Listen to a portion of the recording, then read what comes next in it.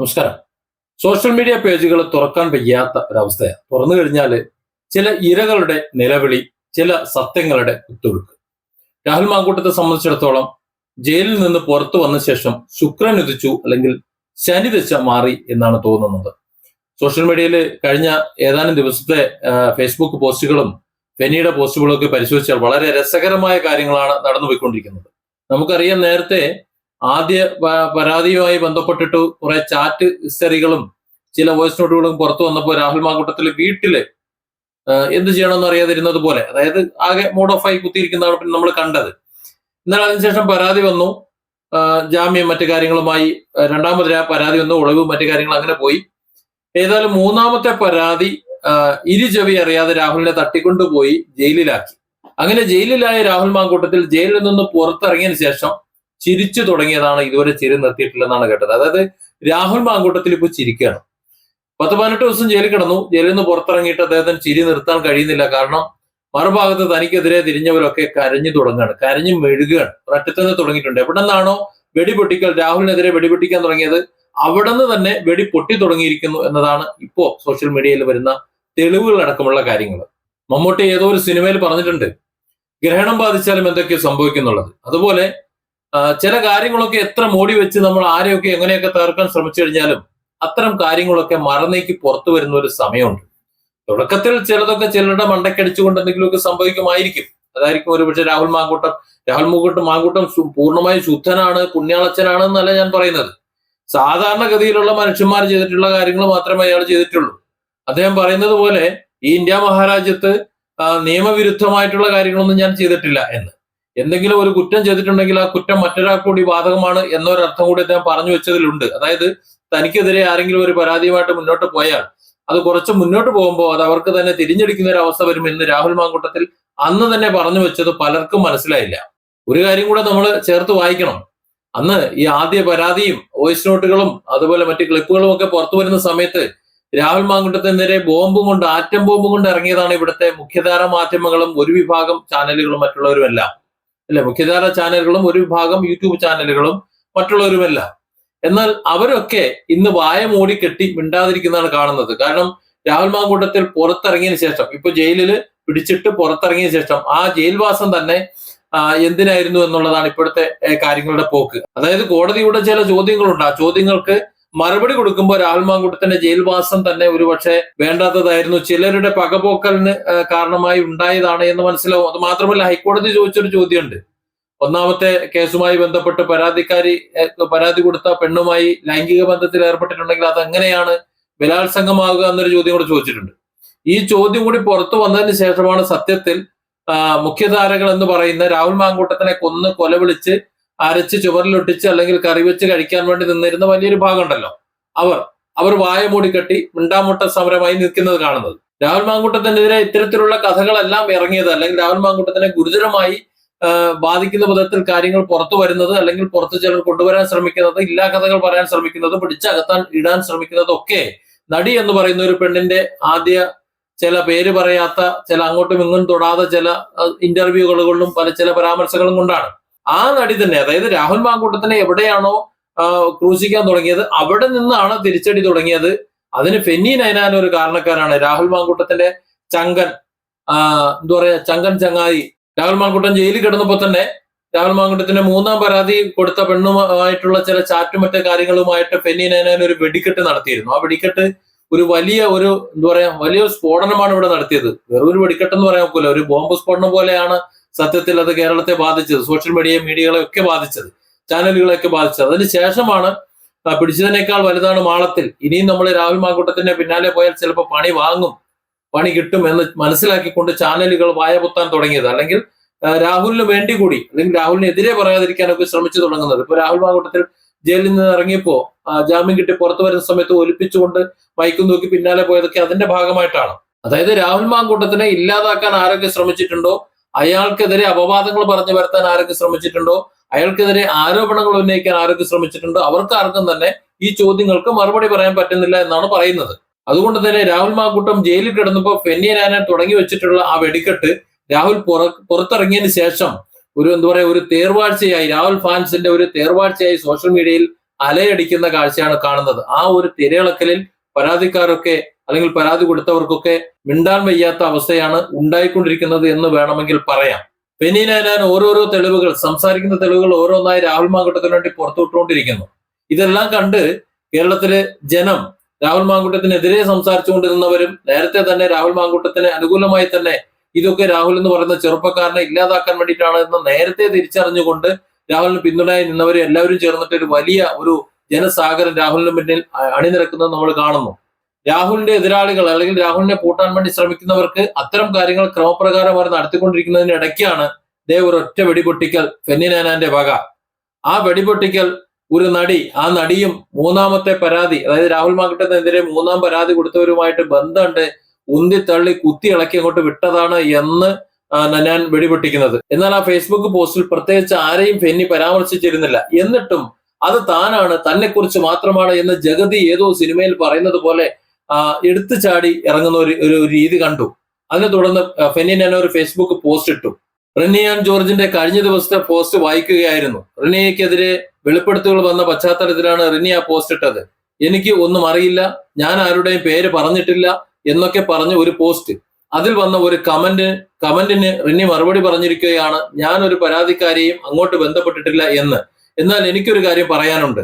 രാഹുൽ MLA-ക്കെതിരെ ഇപ്പോൾ വന്ന മൂന്നാമത്തെ പരാതിക്കാരിയെ റിനി ആൻ ജോർജ് 2025 ഓഗസ്റ്റിൽ തന്നെ അങ്ങോട്ട് ബന്ധപ്പെട്ടിരുന്നു എന്ന് മൂന്നാമത്തെ പരാതിക്കാരി എന്നോട് ചാറ്റിൽ പറഞ്ഞിട്ടുണ്ട്. 2026 ജനുവരിയിൽ പരാതി കൊടുത്ത ആളെ 2025 ഓഗസ്റ്റിൽ ബന്ധപ്പെട്ടിരുന്നു എന്നത് റിനിക്ക് നിഷേധിക്കാനാവില്ല. നിഷേധിച്ചാൽ ബാക്കി പിന്നീട്. ഇതിന്റെ എല്ലാം പിന്നിൽ വലിയ ഗൂഢാലോചനയുണ്ട് എന്നതിന്റെ തെളിവുകളാണ് ഇതെല്ലാം. ഉഭയകക്ഷി സമ്മതപ്രകാരം നടന്ന ബന്ധത്തെ ബലാത്സംഗമാക്കി മാറ്റിയതിൽ നടന്ന ഗൂഢാലോചനകൾ ഓരോന്നായി പുറത്തുവരും. റിനിയുടെ മുഖത്ത് കള്ളത്തരമുണ്ട്. റിനി ഈ കാണിച്ചതും കാണിച്ചുകൊണ്ടിരിക്കുന്നതും മുഖംമൂടിയാണ്, അത് അഭിനയമാണ്. എത്ര മറച്ചു വെക്കാൻ ശ്രമിച്ചാലും അത് പുറത്തു വരും, അല്ലെങ്കിൽ പുറത്തു കൊണ്ടുവരും. ഭൂമിയുടെ നിയമമാണ് അത്.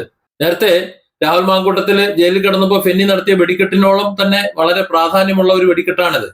ഈ വെടിക്കെട്ട് ഒരുപക്ഷെ പ്രതീക്ഷിച്ചിട്ടുണ്ടാവില്ല. കാരണം അതിലൊരു പ്രഖ്യാപനമുണ്ട്, ഇത് നിഷേധിക്കുകയാണെന്നുണ്ടെങ്കിൽ ഇതിനേക്കാൾ വലുത് ഇനി പുറത്തു വരാനുണ്ട് എന്ന.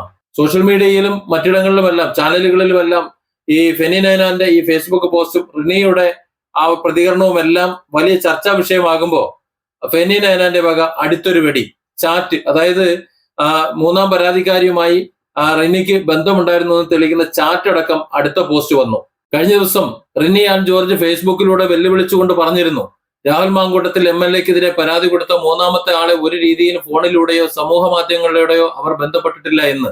എന്നാൽ Rini Ann George 2025 August 21 call me tomorrow എന്ന് മൂന്നാമത്തെ പരാതിക്കാരോട് പറഞ്ഞതിന്റെ സ്ക്രീൻഷോട്ട് സഹിതം എന്നോട് മൂന്നാമത്തെ പരാതിക്കാരി പറഞ്ഞതിന്റെ തെളിവ് ഇതോടൊപ്പം ചേർക്കുന്നു. ഇനി അറിയേണ്ടത് റിനി എന്തിനാണ് അവരെ ബന്ധപ്പെട്ടിട്ടില്ല എന്ന് കള്ളം പറയുന്നത്. എനിക്കെതിരെ നിയമ നടപടി സ്വീകരിക്കുമെന്ന് റിനി വെല്ലുവിളിച്ചതിനെ ഞാൻ സ്വാഗതം ചെയ്യുന്നു. രാജ്യത്തെ കോടതികളിൽ വിശ്വാസമുള്ള ഞാൻ അവിടെ എല്ലാ തെളിവുകളും ഹാജരാക്കിക്കൊള്ളാം. ചുരുക്കം പറഞ്ഞാൽ ഫെന്നി നാനാൻ രണ്ടും കൽപ്പിച്ചാണ്.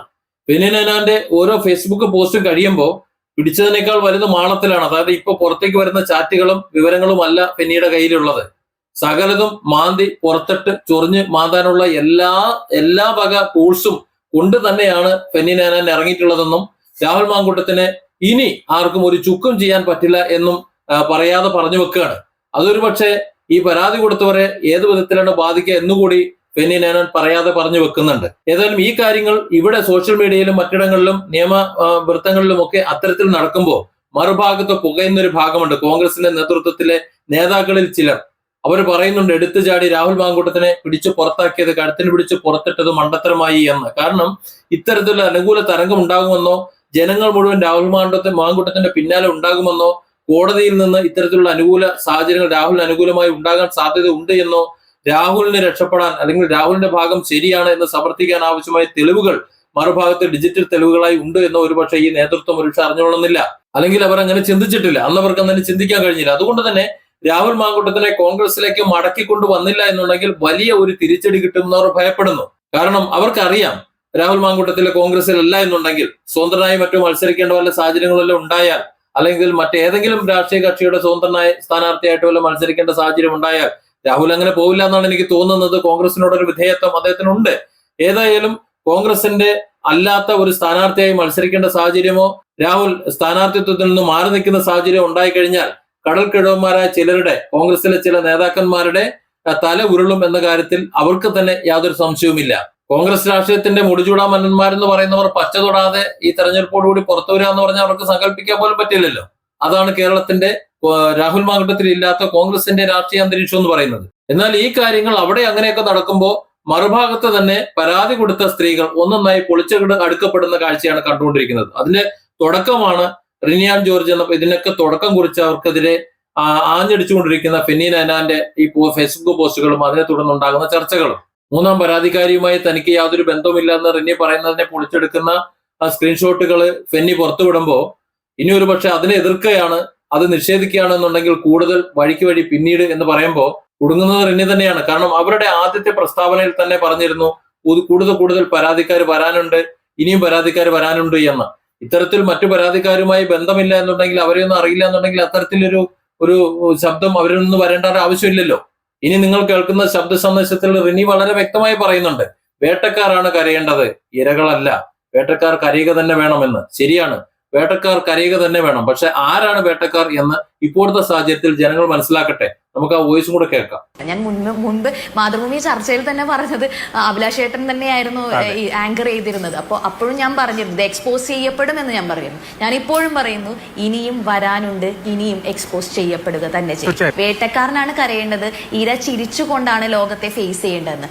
എത്ര കല്ലെറിഞ്ഞിട്ടും എൻ്റെ ചിരിയെ, എൻ്റെ വസ്ത്രത്തെ, എന്നെ എന്തുമാത്രം ടോർച്ചർ ചെയ്തു എന്നുള്ളത് എല്ലാവർക്കും അറിയുന്ന ഒരു കാര്യമാണ്. എന്നാൽ പോലും എനിക്ക് എന്നുള്ളതല്ല, എൻ്റെ സഹോദരിമാർക്ക് നീതി കിട്ടുന്നതിന് വേണ്ടി ഞാൻ നിലകൊള്ളും എന്നായിരുന്നു എൻ്റെ തീരുമാനം. ഇനി എന്നും അങ്ങനെ തന്നെയായിരിക്കും, അതിൽ ഉറച്ചു നിൽക്കും. അതിൽ വലിയൊരു ചാരിതാർത്ഥ്യമുണ്ട്. അത് ഇപ്പോഴും കുറേ ആളുകൾ സൈബർ രംഗത്തിൽ ഇങ്ങനെ നിന്നുകൊണ്ട് ഇങ്ങനെ പറഞ്ഞുകൊണ്ടിരിക്കുന്നുണ്ട്. അതായത് ഈ അതിജീവിതകൾ വിവാഹം കഴിഞ്ഞവരാണ്, അവരെ ക്യാരക്ടർ അസാസിനേറ്റ് ചെയ്യുവാണ്. അതായത് സ്ത്രീകളെ അസാസിനേറ്റ് ചെയ്തുകൊണ്ട്, ക്യാരക്ടർ അസാസിനേറ്റ് ചെയ്തുകൊണ്ട് സംസാരിക്കുക എന്നുള്ളൊരു രീതിയുണ്ട്. ഇത് ഓപ്പോസിറ്റ് നിൽക്കുന്നത് ഒരു ജനപ്രതിനിധിയാണ്. ഒരു പുരുഷനും സ്ത്രീയും തമ്മിലുള്ള ഇഷ്യൂ അല്ല ഇവിടെ. ഒരു ജനപ്രതിനിധിക്ക് ഒരു ധാർമ്മികത വേണ്ടേ? പക്ഷെ ഇതിൽ മനസ്സിലാക്കേണ്ട ഒരു കാര്യം, ആദ്യമേ തന്നെ പറയുന്ന ഒരു കാര്യം, ഇത് രാഷ്ട്രീയ പ്രേരിതമല്ല.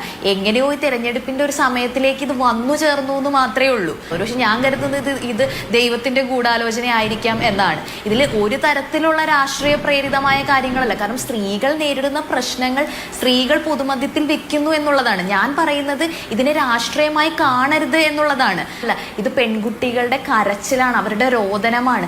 കാര്യങ്ങൾ ഇനിയും പുറത്തു വരാൻ കാര്യങ്ങളുണ്ട് എന്ന് ഞാൻ വീണ്ടും പറയുകയാണ്. ഞാൻ മുൻപ് മാതൃഭൂമി ചർച്ചയിൽ തന്നെ പറഞ്ഞത് അഭിലാഷ് ഏട്ടൻ തന്നെയായിരുന്നു ആങ്കർ ചെയ്തിരുന്നത്. അപ്പോഴും ഞാൻ പറഞ്ഞിരുന്നു ഇത് എക്സ്പോസ് ചെയ്യപ്പെടും എന്ന് ഞാൻ പറയുന്നു. ഞാൻ ഇപ്പോഴും പറയുന്നു ഇനിയും വരാനുണ്ട്, ഇനിയും എക്സ്പോസ് ചെയ്യപ്പെടുക തന്നെ ചെയ്യും.